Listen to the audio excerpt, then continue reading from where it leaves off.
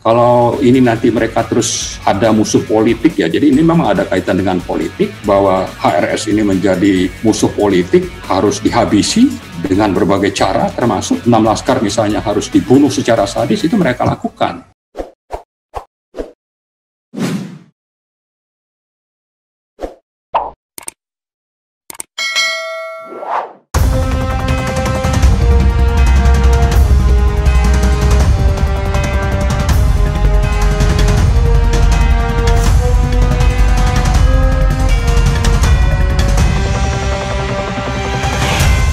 Assalamualaikum warahmatullahi wabarakatuh, Sobat Era sekalian. Jumpa lagi kita di channel yang keren ini, Keren Cadas ya.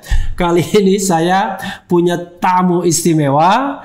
Beliau adalah koordinator Badan Pekerja Tim Pengawal Peristiwa Pembunuhan 6 Laskar EPI atau 6 pengawal Habib Rizik ya, atau Rizik Syihab atau Habib Rizik Syihab ya. Beliau adalah Marwan Batubara. Assalamualaikum warahmatullahi wabarakatuh, Bang. Waalaikumsalam, Pak RH. Jangan panggil Pak, tua banget. Bang RH. Oke.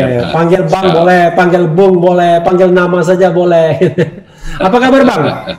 Apa kabar, Bang? Alhamdulillah, baik Bang, baik Bang. Oke, saya kira Bang Marwan ya agak ngeri-ngeri sedap juga ya setelah mengumpulkan data, fakta, analisis, dan kemudian meluncurkan buku. Judulnya apa persisnya? Buku itu? Judulnya Buku Putih Pelanggaran HAM Berat Pembunuhan 6 Pengawal HRS. Woi, jadi saya ulangi, Buku Putih Pelanggaran HAM Berat 6 pengawal HRS ya, 6 pengawal pembunuhan 6 pengawal Habib Rizik Syihab ya. Jadi dari judulnya saja ada 2 kesimpulan. Kesimpulan pertama itu adalah pelanggaran HAM berat ya, dan sekaligus mungkin menjawab Prof Mahfud MD jangan-jangan ya. Yang kedua adalah itu adalah peristiwa pembunuhan ya, sesuai dengan namanya TP3. Saya awalnya pengen tanya begini, tapi tetap saya tanya ya, Bang. Setelah Abang membuat buku ini bersama tim ya dan meluncurkannya, jadi Abang yakin berapa persen bahwa ini by accident, bukan, atau by design, bukan by accident? Kalau dibilang 100% mungkin ada unsur arogansi di situ. Ya mungkin 99% lah. 99% yakin bahwa ini by design ya. Ya. Artinya ini tidak hanya terkait dengan pelaku lapangan yang spontan, begitu ya? Ya, betul. Bisa saja yang ditarget itu seseorang. Ya. Tapi gagal, kemudian gantinya ya mereka ini gitu. Cuma ya itu kan terjadi dalam satu rencana dan peristiwa yang sama. Jadi misalnya rencana membunuh siapa itu gagal, lalu yang 6 ini yang jadi korban gitu. Tapi itu satu paket sebetulnya dilakukan pada operasi yang sama. Ya. Jadi Abang terdengar hati-hati sekali ya, karena ini memang peristiwa pidana ya, salah-salah backfire. Tapi bisa dijelaskan agak sedikit detail biar Sobat RH paham ya, karena Abang tadi kan bicara soal siapa yang disasar, tiba-tiba yang kena yang 6 ini karena yang disasar lolos, kira-kira begitu. Bisa didetailkan yang agak sedikit transparan gitu. Toh buku ini kan sudah diluncurkan. Ya, jadi sebetulnya kita mengapa menyatakan ada pelanggaran HAM berat itu menurut undang-undang yang ada, terutama Undang-Undang Nomor 26 Tahun 2000 tentang Pengadilan HAM. Di situ kan disebutkan tentang kriteria terjadinya pelanggaran HAM berat itu harus memenuhi unsur sistematik atau meluas, bukan TSM ya, bukan terstruktur, sistemik dan masif. Kalau itu TSM ya, itu adanya di MK, di pemilu, sistem pemilu. Ya, kalau ini di Undang-Undang HAM ini kita bicara sistemik dan meluas. Nah, dari rangkaian kejadian yang kita sama-sama pantau dan saya kira publik juga memantau, unsur sistemik itu memang sangat bisa terbaca, terlihat kalau kita kaitkan dengan pengalaman atau apa namanya ya, berbagai operasi yang dilakukan terhadap HRS. Ini memang sistemik. Nah, sistemiknya inilah yang membuat keyakinan kita tadi bahwa terjadi pelanggaran HAM berat karena prosesnya bukan saja misalnya terjadi pada malam tanggal 4 kalau tidak salah ya, 4 Desember itu saja. Tanggal 7 atau Bang. 5 7 ya, bukan tanggal 7 saja, tapi tanggal 4 Desember sendiri itu ada peristiwa, misalnya di Megamendung, ada juga misalnya aparat yang tertangkap sehari sesudahnya. Nah, ini satu rangkaian sebetulnya yang bisa menunjukkan bahwa terjadi peristiwa yang sistemik tadi, sehingga bisa memenuhi kriteria pelanggaran HAM berat itu. Saya kira itu yang membuat kita yakin dan kita bisa menuliskan rangkaian peristiwa yang sistemik itu dalam buku TP3 ini. Kalau diurut membacanya sesuai dengan bab yang menguraikan hal-hal yang sistemik itu dalam buku, yaitu kita punya 5 bab. Pertama, bab pendahuluan. Kedua, tentang kronologi peristiwa pembunuhan. Kemudian yang ketiga, profil korban.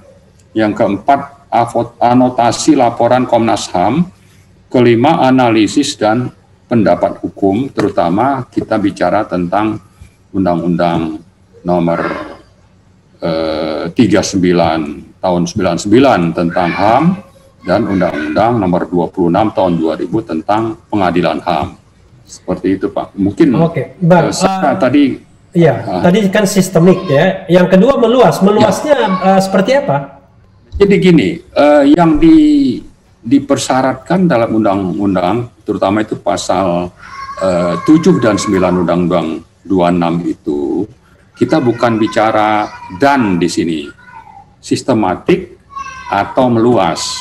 Jadi alternatif ya, bisa kumulatif, bisa alternatif. Ya. Betul.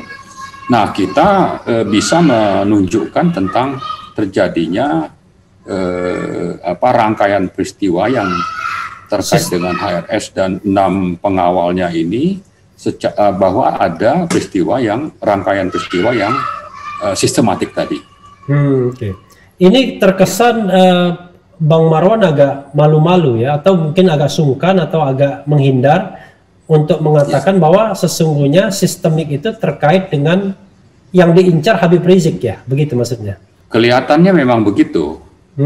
Ya, makanya kan kalau kita baca laporan Komnas HAM bulan Januari, itu memang sudah menyebutkan ada upaya dari mobil pengawal HRS untuk melindungi HRS dari kejaran atau intercept aparat negara yang membuntuti mereka. Sebetulnya yang dilakukan pengawal itu ya memang namanya pengawal, ya harus mengawal supaya yang dikawal itu terlindungi. Tapi menurut Komnas HAM itu malah si ini disalahkan melakukan intercept dan itu menjadi alasan misalnya untuk mereka dianggap bersalah. Tapi intinya itu ya, saya kira kembali kepada masalah bahwa kalau bicara HRS ya memang itu jadi target. Kenapa juga misalnya pesantrennya beliau di Megamendung itu harus dipantau, ada drone dan sebagainya. Lalu berangkat tanggal 6 atau 7 itu juga dibuntuti dan itu menjadi target, kelihatannya begitu. Ada indikasi lain yang bisa mengarahkan bahwa memang target itu memang Habib Rizik. Misalnya fakta dan data yang ditemukan TP3? Itu bisa dilihat nanti di mana, di bab 2 ya.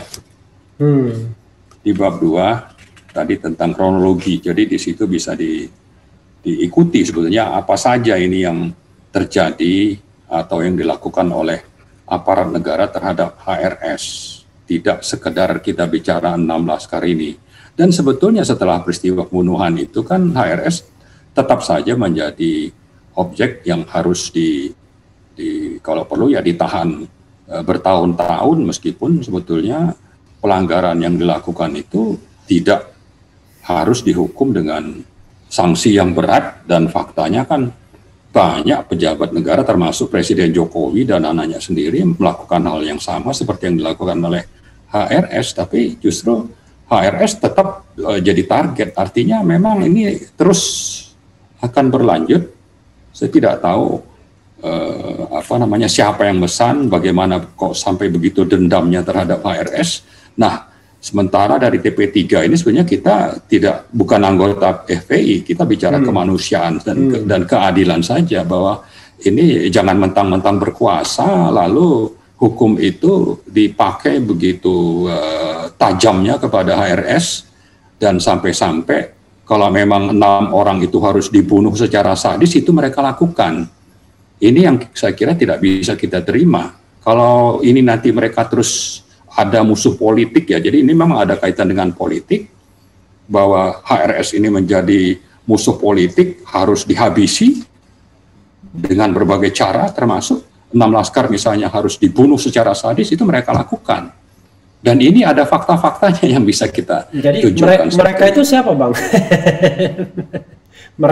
Saya kira inilah yang kita coba rangkai dalam buku ini, dan memang kita tidak dalam kapasitas untuk menunjuk atau menyebutkan siapa. Tapi kalau pengadilan berjalan secara objektif, transparan, sesuai dengan aturan yang berlaku, sebetulnya otomatis itu mereka bisa membuktikan, ya. Abang menyebut aparatur negara, memang itu bagian dari negara pastinya yang melakukan. Betul. Jadi misalnya kita bicara tentang keterlibatan dari Koopsus. Koopsus itu kan melakukan operasi, misalnya menurunkan baliho. Jadi Koopsus itu adalah Komando Operasi Khusus. Khusus itu dibentuk berdasarkan Perpres 24, ditandatangani oleh Pak Jokowi. Kenapa misalnya Panglima Kodam Jaya itu harus turun tangan sampai ke lapangan untuk menurunkan baliho, sampai ada istilah dudung itu menurunkan ini, padahal menurunkan baliho, padahal selama ini dan sampai kapanpun sebetulnya cukup dengan Satpol PP itu sudah selesai urusan penurunan baliho, tapi ini sampai turun ya, menurunkan juga kendaraan-kendaraan yang tidak biasa dan harus datang show of force ke Petamburan misalnya, seolah-olah ini musuh negara nomor 1, padahal saya kira justru Habib Rizik itu begitu banyak jasa, termasuk juga sebetulnya orang tua beliau itu adalah pahlawan nasional yang harusnya mendapat tempat di negara ini, minimal siapa ya? Saya dapat perlakuan adil lah. Siapa ke orang tuanya? Saya nggak begitu tahu malah. Ya, saya lupa namanya, ya yang jelas Shihab lah ya, karena Habib itu kan. Tapi memang punya jasa untuk Republik ini. Tapi ini klarifikasi ya. Jadi tadi, maksud saya. Ya, oke, silakan. Silakan. Ya, maksud saya bahwa kalau sampai ada Koopsus ya untuk seseorang yang sebetulnya toh beliau itu siap untuk bicara, siap untuk misalnya rekonsiliasi kalau ada sesuatu, dan dalam pembelaan kasus beliau misalnya di Pengadilan Jakarta Timur itu kan juga diungkap bagaimana pejabat-pejabat negara dari BIN dan Polri itu mendatangi beliau di Mekah untuk terjadinya rekonsiliasi. Sampai waktu pulang itu siap rekonsiliasi, tapi kenapa harus ada misalnya Koopsus yang demikian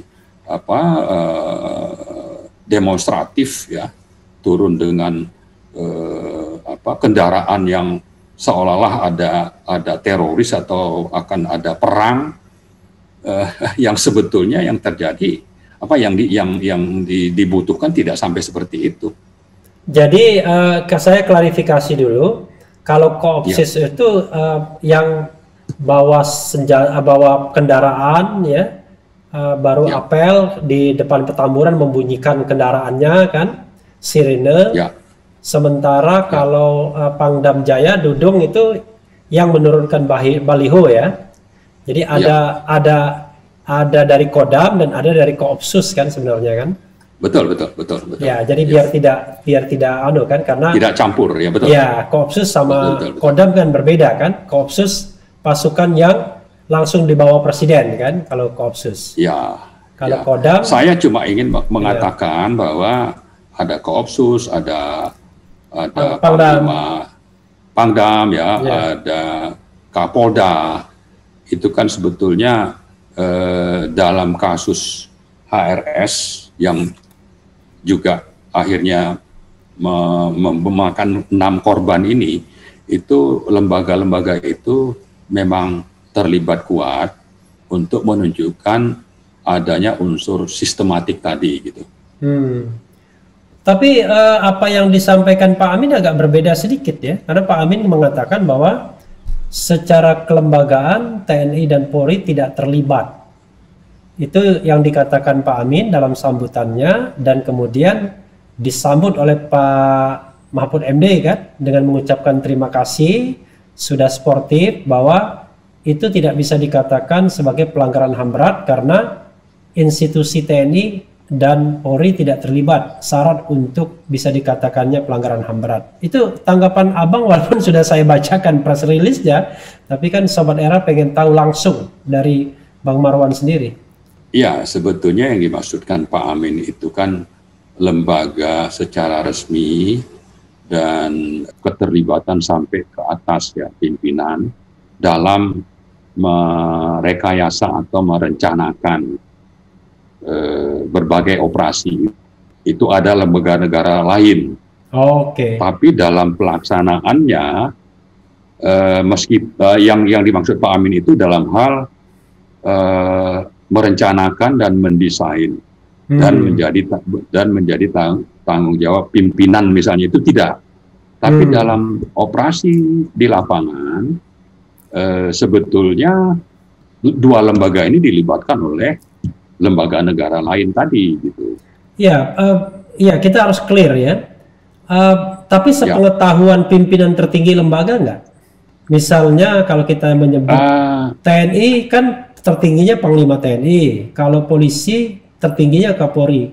Apakah sepengetahuan atau enggak? Kalau bicara yang dimaksud Pak Amin, saya kira bisa saja tahu, bisa juga tidak. Tapi yang penting adalah kita ingin mengatakan, dan ini kita juga sampaikan di buku, bahwa lembaga negara lain itu memakai aparat di 2 lembaga atau di TNI dan Polri tersebut dalam operasi di lapangan. Ya. Di buku nggak ada juga itu lembaga-lembaga negara lainnya itu.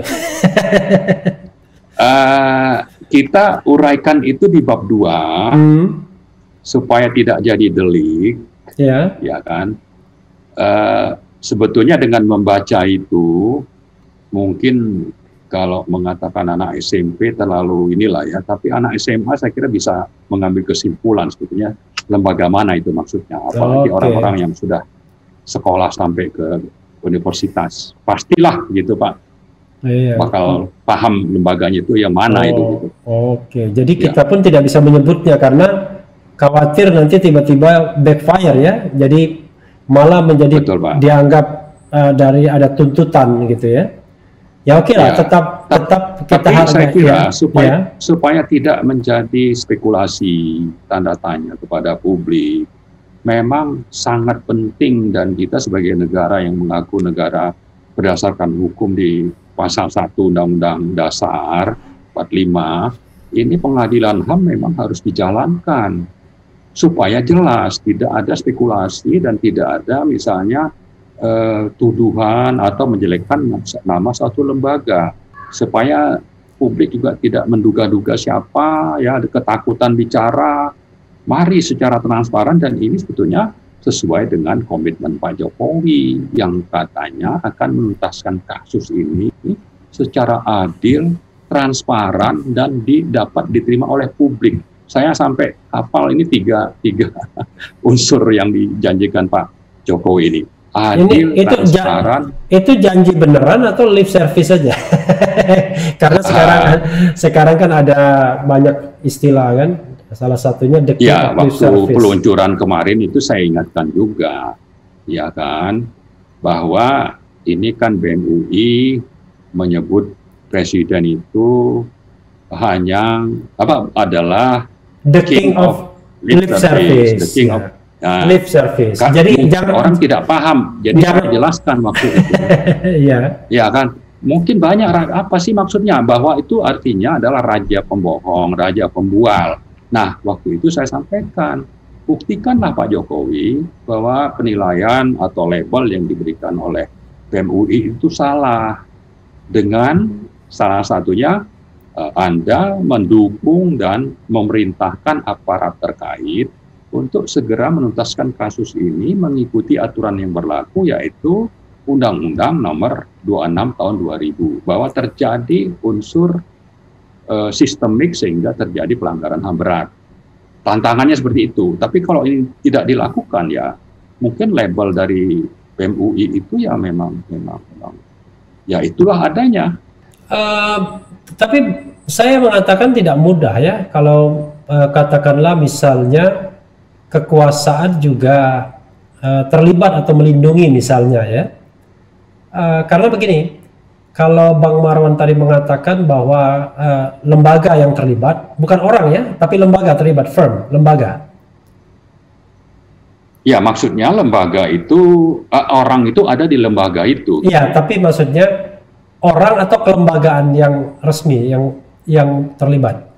Kan bisa saja. Dua-duanya. Ya. Dua-duanya, ya oke. Kalau begitu kan lembaga tidak mungkin nggak ada orangnya kan, tapi orang bisa saja tidak menyertakan lembaga kan. Nah, masalahnya kan kelembagaannya, ya, silakan.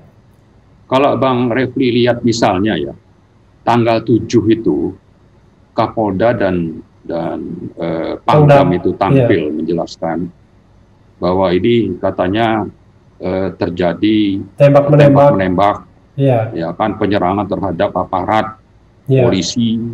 Langsung 6 tewas saat itu juga.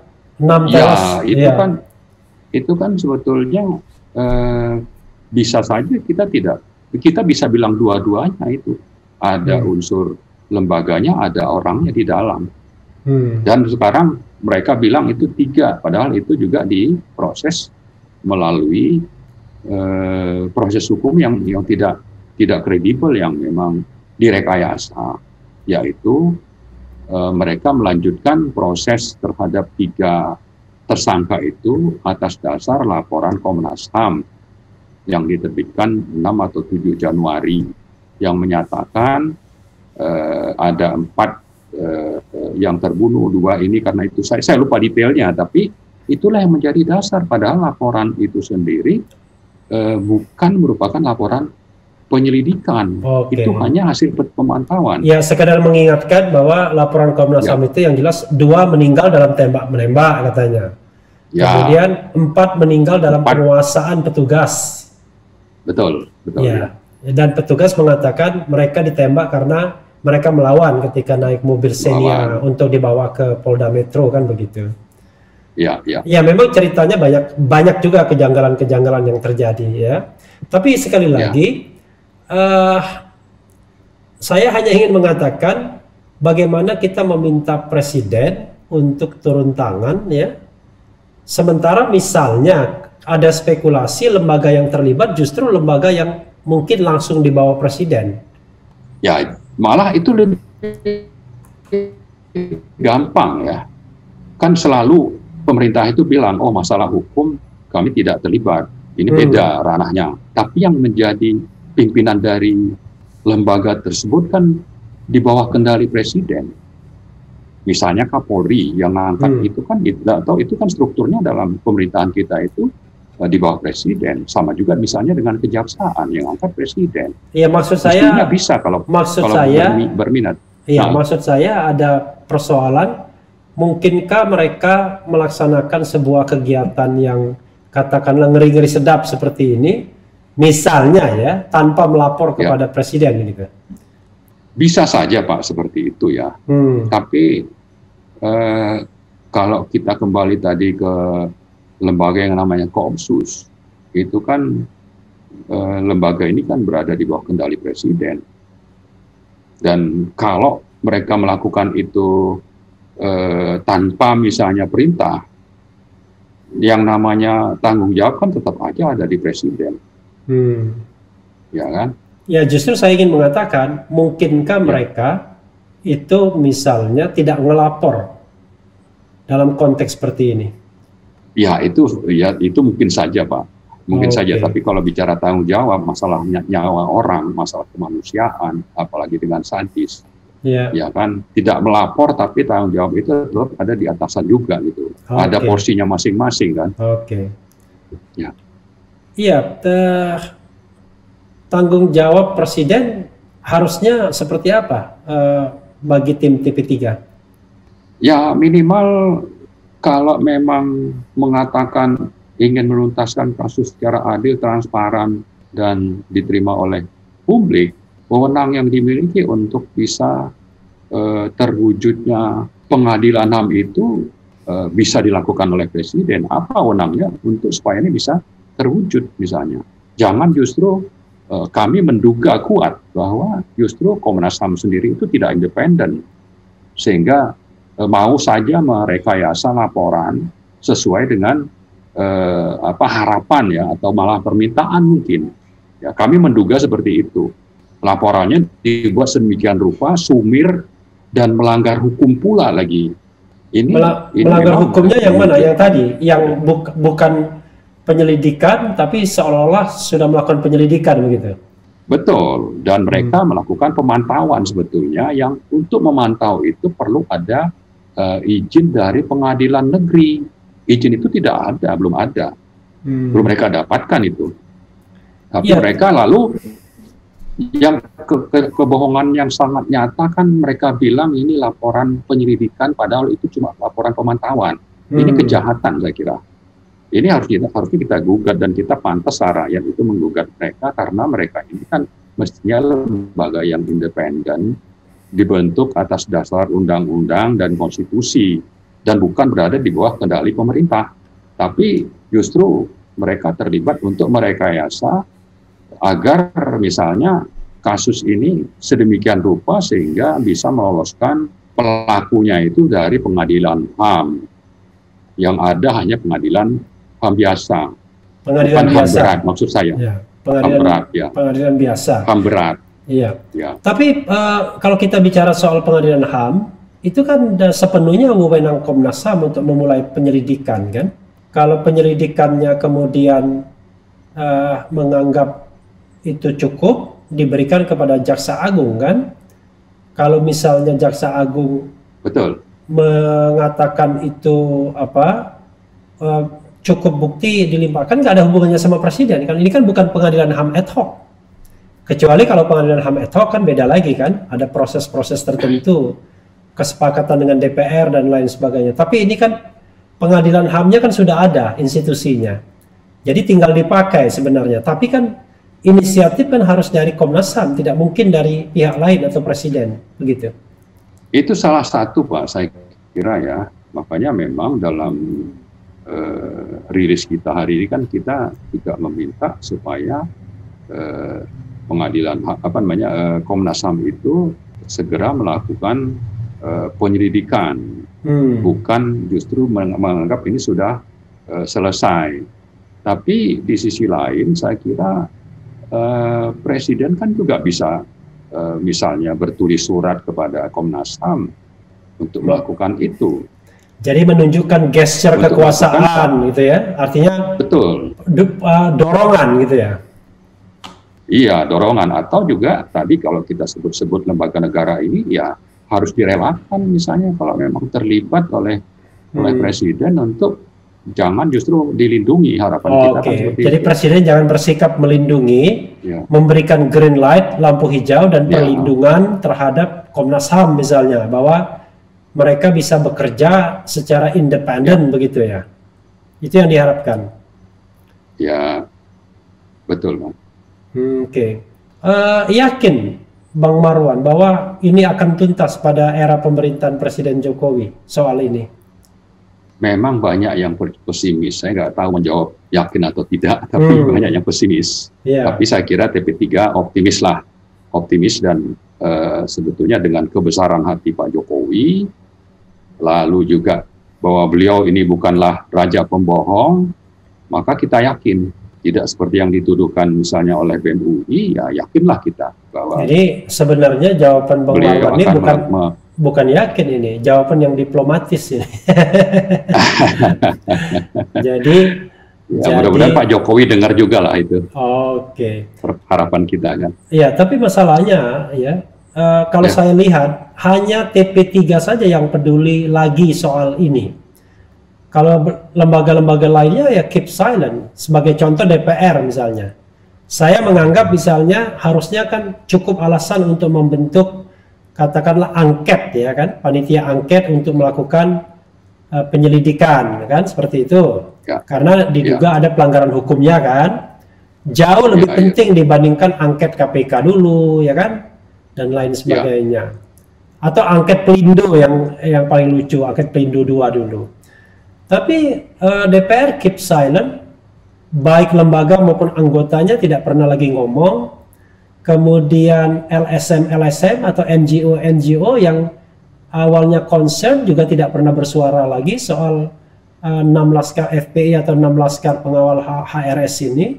Hanya TP3 saja Bang Marwan yang tetap bersuara begitu. Sepertinya dorongan atau energi untuk menuntaskan kasus ini lemah sekali. Bahkan tersangkanya saja yang diduga, yang katakanlah entah tersangka benar atau enggak, itu nggak ditahan juga begitu.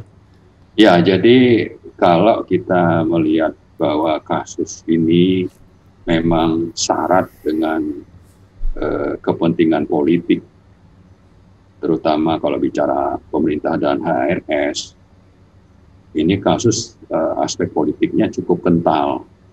Lalu DPR itu lembaga politik, juga justru politiknya kental.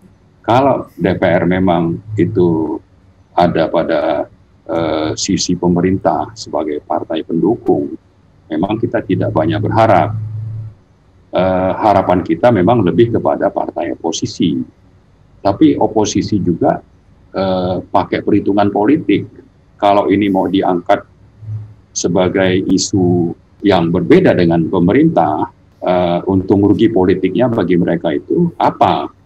Sehingga memang rakyat akhirnya bisa tidak terlalu banyak harapan lah ke DPR. Tapi kita berharap sebetulnya dengan perkembangan politik akhir-akhir ini ya, ada anak petinggi satu partai ditangkap, atau ada hal-hal lain yang membuat hubungan anak petinggi politik. Partai yang ditangkap siapa? Kan bukan petinggi partai lagi kan, pengusaha maksudnya, yang narkoba. Ya, tapi kan ya ada hubungan lah itu kan dengan partai, atau ada hal-hal lain lah. Kita mungkin itu kan hanya spekulasi dari saya, tapi sebetulnya yang ingin saya sampaikan adalah bahwa perkembangan politik, hubungan antar penguasa dengan orang-orang partai itu, seandainya terjadi perubahan, sebetulnya kita masih punya harapan lah untuk adanya tuntutan yang muncul dari DPR, atau kita juga berharap bahwa mereka akhirnya mungkin memihak kepada kebenaran ya dalam aspek kemanusiaan, bahwa ini sesuatu yang memang sangat pantas untuk disuarakan, diperjuangkan, maka bisa saja hubungan yang solid sebelumnya antar penguasa dengan partai itu berubah. Tapi memang kita ini sifatnya masih harapan ya, ya Bang ya. Iya, satu lagi ya, buku ini dicetak berapa eksemplar, Bang Marwan? Ada 1.000.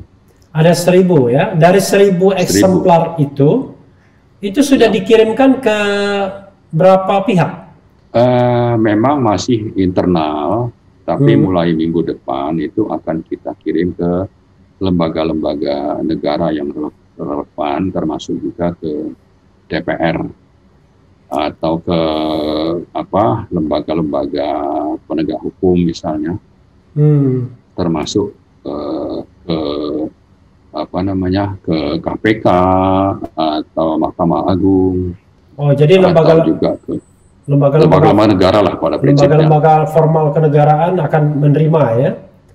Ya, juga ke LSM. Perguruan tinggi. Perguruan tinggi, betul. Ke Refli Harun Channel juga ya? Insya Allah.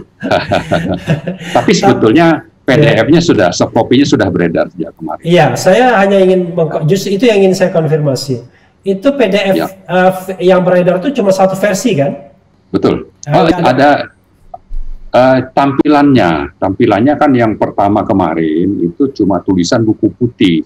Iya. Tidak terlalu jelas nih buku putih apa. Lalu tadi kita rubah tampilannya untuk menunjukkan bahwa ini adalah buku putih pelanggaran HAM berat, pembunuhan 6 pengawal HRS. Oh, tapi yang lainnya tidak ada perubahan ya? Tidak, itu cuma tampilan supaya orang tahu ini apa. Oke. Kalau buku putih orang nggak tahu ini isinya apa gitu. Iya. Tapi konten sama, Bang. Konten sama ya. Jadi versi PDF dan versi cetak itu bisa dikonfirmasi sama ya? Sama. Termasuk juga halaman-halamannya sama ya? Sama. Nah, versi PDF-nya ini bisa disebarkan kemana-mana kalau ada orang minta. Kemana-mana. Jadi tidak ada misalnya disclaimer bahwa ini hanya untuk kalangan internal, enggak ya?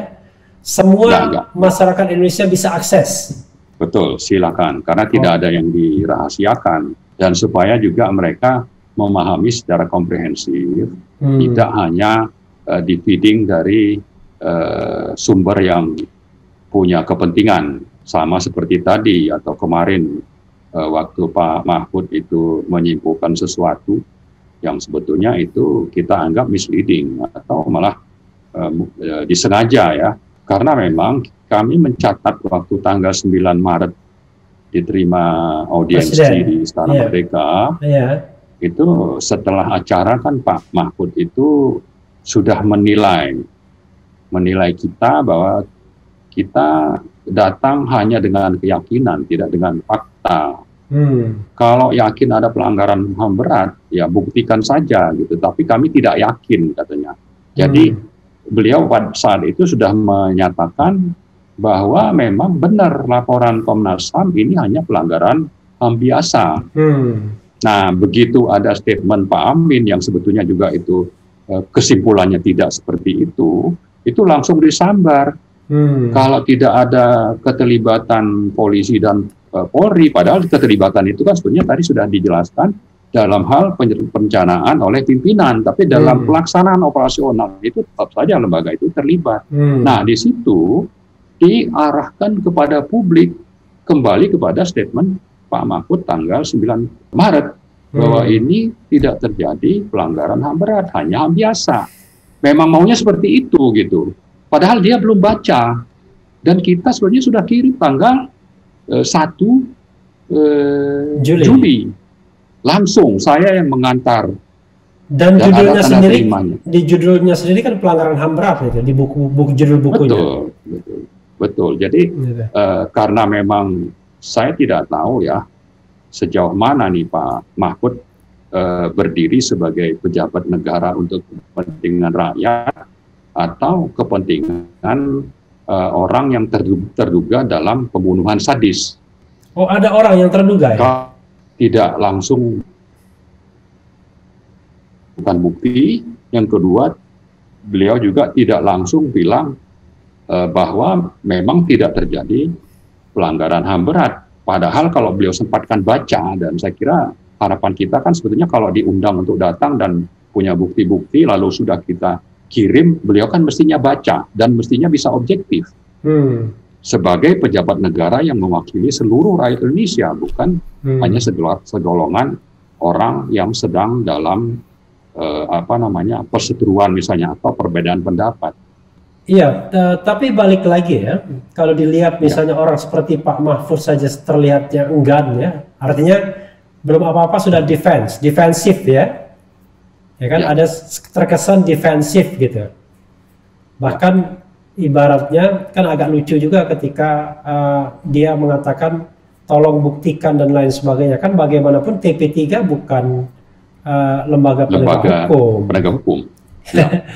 Kalaupun membawa tulisan dan lain sebagainya kan itu kan nggak bisa dibilang bahwa itu barang bukti atau alat bukti kan, itu baru semacam mungkin petunjuk kan begitu. Betul. Nah, kan bisa petunjuk ini bisa menjadi alat bukti ya, barang bukti kalau diproses hukum kan begitu. Betul. Nah, sejauh ini ada upaya untuk beraudiensi lagi dengan Komnas HAM agar mendesak mereka segera meluncurkan proses penyelidikan. Karena begini, ini kan ada paradoks. Paradoksnya adalah TP3 ini justru dalam tanda kutip menegasikan Komnas HAM. Saya membayangkan lembaga yang dinegasikan apa mau melakukan tugas penyelidikan ya, gitu. Ya, menegasikan itu kan sebetulnya ingin menunjukkan kepada publik bahwa mereka merekayasa laporan, mereka melakukan kebohongan publik untuk membuat kesimpulan bahwa ini hanya pelanggaran HAM biasa. Itu yang ingin kita klarifikasi, dan kita kan siap sebetulnya berkali-kali kita sudah menantang untuk secara terbuka membahas penilaian itu. Ya, jadi bukan mau berseteru, tapi ingin menyampaikan kepada publik apa yang dilakukan oleh Komnas HAM, dan mestinya Komnas HAM itu kan memihak publik, bukan memihak kepada pemerintah yang sejauh ini kami menilainya seperti itu. Penilaian kami adalah mereka memihak pemerintah, melindungi pelaku pelanggaran HAM berat, dan merasa bahwa ini sudah mereka sangat confident karena Presiden sendiri termasuk Pak Mahfud kan sudah berulang-ulang menyatakan kami cuma dari Komnas HAM, ya kan? Padahal tadi kembali kepada hal yang basic, yang dilakukan Komnas HAM itu tidak sesuai dengan aturan. Dan Pak Mahfud sendiri coba menggiring publik dengan mengatakan bahwa kalau mau mengatakan ini sebagai pelanggaran HAM berat, maka unsur TSM harus terpenuhi. Padahal itu tidak benar. Ya, belum pernah kita dengar Pak Mahfud itu meralat kesalahan fatal yang saya tidak tahu apakah disengaja atau karena tidak tahu. Tapi apapun itu, karena tidak tahu atau tidak sengaja, Pak Mahfud harus klarifikasi bahwa sebetulnya kriterianya itu adalah hanya apakah itu sistematik atau meluas. Dan bagi TP3 ini sistematik, ya. Sistematik, dan bukan, saya kira nanti kalau pengadilan itu benar-benar terjadi atau oleh lembaga atau akademisi atau kampus-kampus kalau mau mengkaji secara terbuka juga, kami sangat yakin mereka akan kesimpulannya itu akan ke sana bahwa ini pelanggaran HAM berat. Ada kesan ya kita ini hidup dalam ketakutan ya untuk mengungkapkan sebuah peristiwa yang melibatkan lembaga tertentu yang katakanlah punya potensi untuk melakukan katakanlah tindakan-tindakan koersif ya, tindakan-tindakan kekerasan ya atas nama negara seperti itu. Dan sepertinya terulang kembali ya, sama seperti kasus Munir ya, mungkin juga kasus Novel Baswedan gitu. Abang melihat kaitannya seperti ke sana juga ya? Seperti itu kelihatannya. Dan itu juga sebabnya kita sangat berharap ya DPR terutama itu berani untuk bersuara dan memanggil pihak-pihak yang memang menjadi partner atau yang dicurigai terlibat dan sebagainya dalam masalah-masalah hukum ini. sejak yang dulu sampai yang sekarang yang 6 pengawal HRS ini. Jadi memang salah satu yang kita harap sebagai kunci ya, lembaga kunci itu ya setelah presiden ya DPR. Maka sementara ini kasus syarat dengan kepentingan politik. Lembaga-lembaga di DPR, lembaga DPR ya lembaga politik. Jadi harapan kita ada sesuatu yang terjadi, entah itu pergeseran politik atau huru-hara politik, sehingga dengan begitu akhirnya DPR mau bersuara atau mau melakukan fungsinya yang seharusnya mereka jalankan menurut undang-undang. Tapi kalau kita bicara bicara dalam kondisi normal ya, kita tahu bahwa kasus Munir itu kan di masa akhir pemerintahan Megawati menjelang katakanlah pelantikan SBY sebagai presiden kan begitu. Tapi selama 10 tahun memerintah, walaupun ada pengadilan terhadap kasus Munir dan pelakunya juga dihukum, tapi kan publik tidak yakin bahwa itu selesai, tuntas, sama seperti novel Baswedan begitu. Apakah nanti dalam pemerintahan Presiden Jokowi yang masih tersisa 3 tahun ini, skenario yang sama yang akan terjadi juga?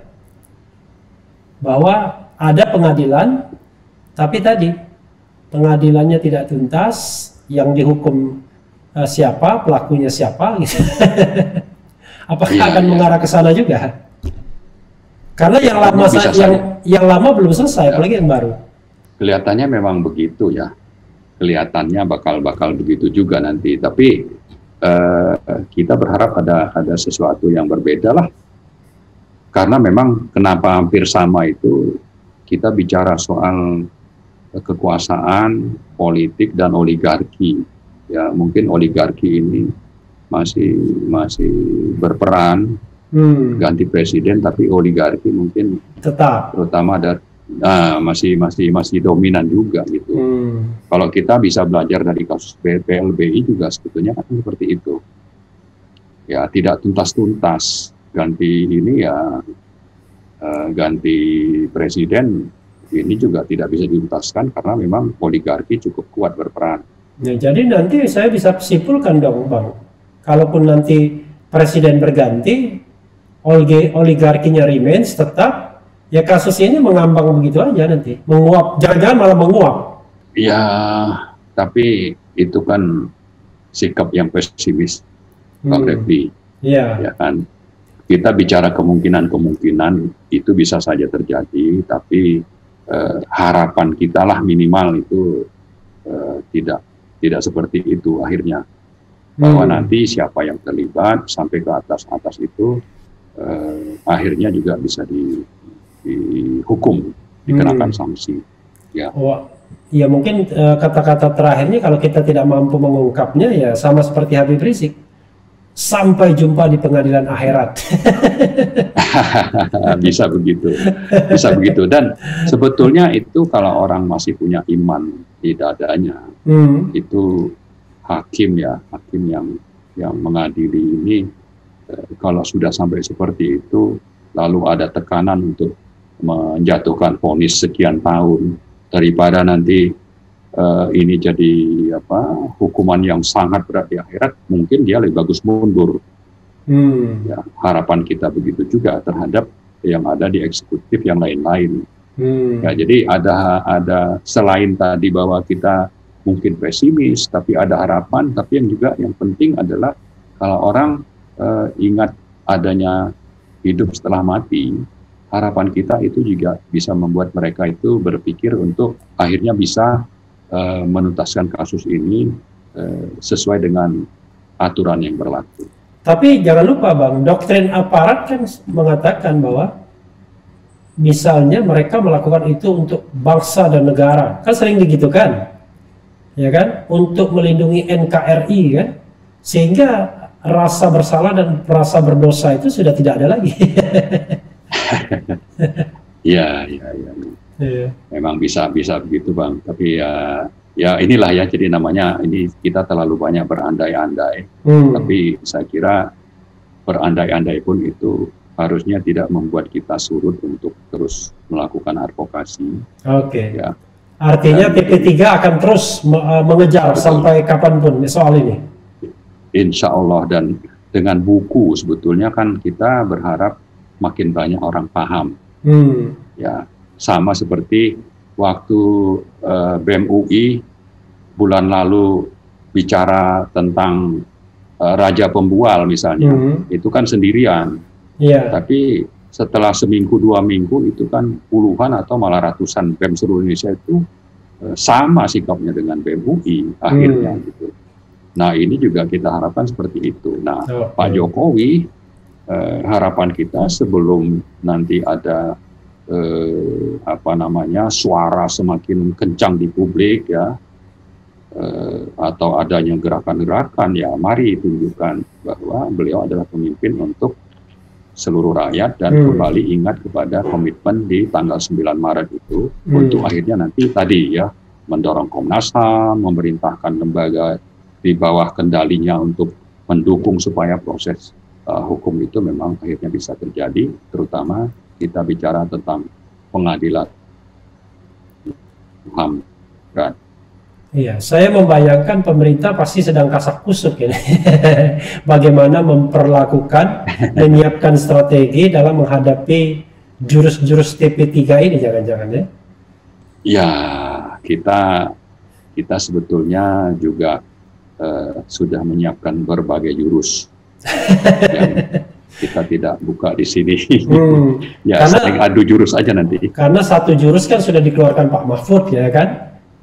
Mau mementahkan bahwa itu bukan pelanggaran HAM berat ya kan? Nah, kita tidak tahu lagi jurus yang mana lagi ya.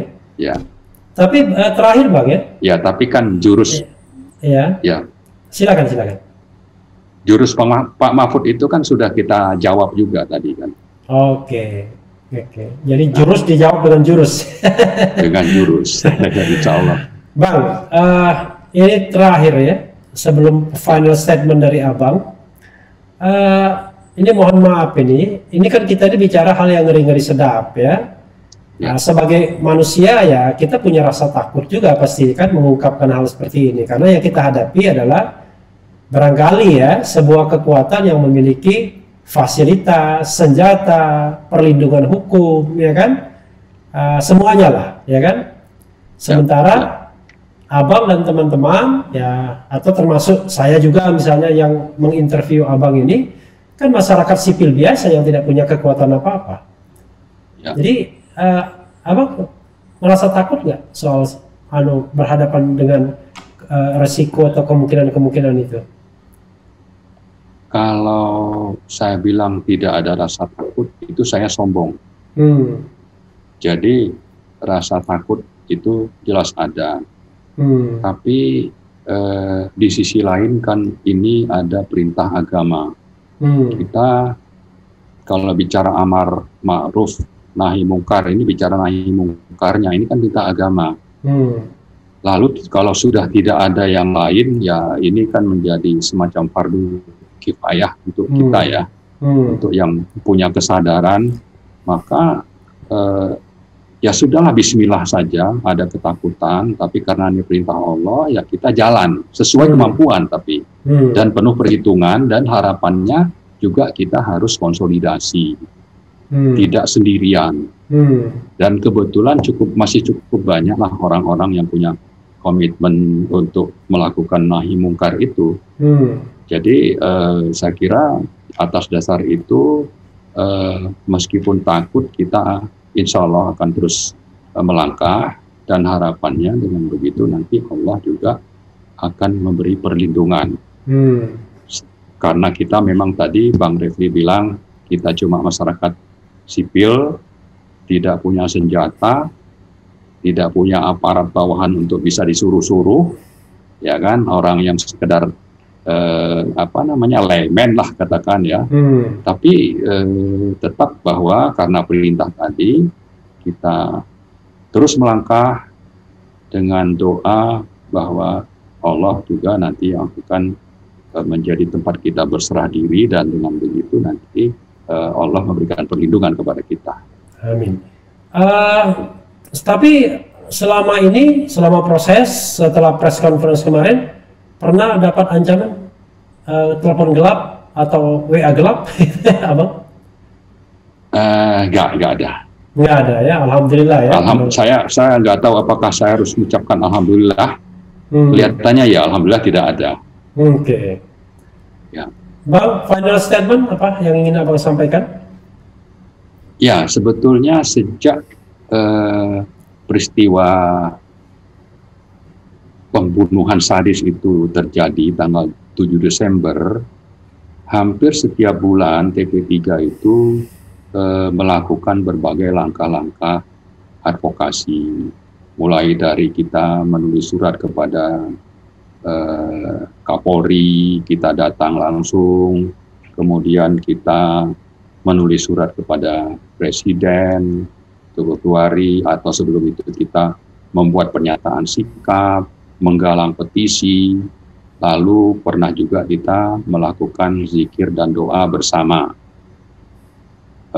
Rangkaian acara ini untuk menunjukkan bahwa TP3 akan terus bersuara dengan modus-modus advokasi yang mungkin dijalankan dan bisa kita lakukan. Jadi apapun itu sepanjang ada dan kita mampu lakukan, kita akan terus lakukan. Dan pada kesempatan ini sebetulnya kita berharap orang-orang yang memang punya visi atau keinginan untuk tegaknya hukum di negara ini sama dengan kita, mari bergabung untuk kita melakukan advokasi sebagai kelanjutan dari apa yang sudah kita lakukan sebelumnya. Dengan begitu harapan kita memang hukum dan keadilan bisa tegak di Indonesia ini, tidak sekedar itu tinggal di konstitusi, dalam praktek justru yang terjadi sebaliknya. Dan jangan lupa bahwa kita sendiri bisa mengalami seperti yang dialami oleh HRS atau 6 korban pembunuhan tadi. Ya, jadi sebelum itu ya mari sepanjang kita bisa mampu, mari kita lakukan secara bersama-sama. Insya Allah begitu. Yang ya sebetulnya ini lebih kepada himbauan dan dengan buku putih kami juga berharap siapa-siapa yang masih punya komitmen untuk menegakkan kebenaran demi kemanusiaan itu dipersilakan untuk membaca, mempelajari, memahami apa yang terjadi melalui buku putih yang minimal sudah kami sebar dalam bentuk PDF soft copy. Ya. Mungkin itu sebagai closing statement-nya, Bang. Iya, terima kasih banyak Bang Marwan Batubara. Mudah-mudahan segalanya baik ya, segalanya lancar, dan kita berharap bahwa kebenaran itu terungkap sebagaimana komitmen kita untuk menegakkan atau menjadi negara hukum ya di konstitusi kita. Itu saja Bang Marwan, makasih banyak ya. Assalamualaikum warahmatullahi wabarakatuh. Sampai jumpa lagi, mudah-mudahan ada perkembangan yang menarik. Insya Allah. Oke Bang, saya closing ya. Oke, saya end. Ya, makasih. Ya, Sobat Era sekalian, itu tadi interview saya dengan Marwan Batubara ya, Koordinator Badan Pekerja, Tim Pengawal Peristiwa Pembunuhan 6 pengawal HRS ya, yang sudah meluncurkan buku Pelanggaran HAM Berat. Ya, pelanggaran HAM berat, peristiwa pembunuhan 6 pengawal HRS. Nanti kalau yang berminat bisa menghubungi RH Channel untuk mendapatkan PDF-nya atau menghubungi Bang Marwan Batubara. PDF-nya sama dengan versi bukunya ya. Itu saja, yang penting tetap di channel ini, karena di channel ini Anda akan dirayu, ditipu, dibaperin, dicecar, diuber pula di jalur khusus. Karena channel ini adalah channel yang mengancam, memeras, dan membenci. Jangan lupa subscribe, like, comment, and share. Yeah.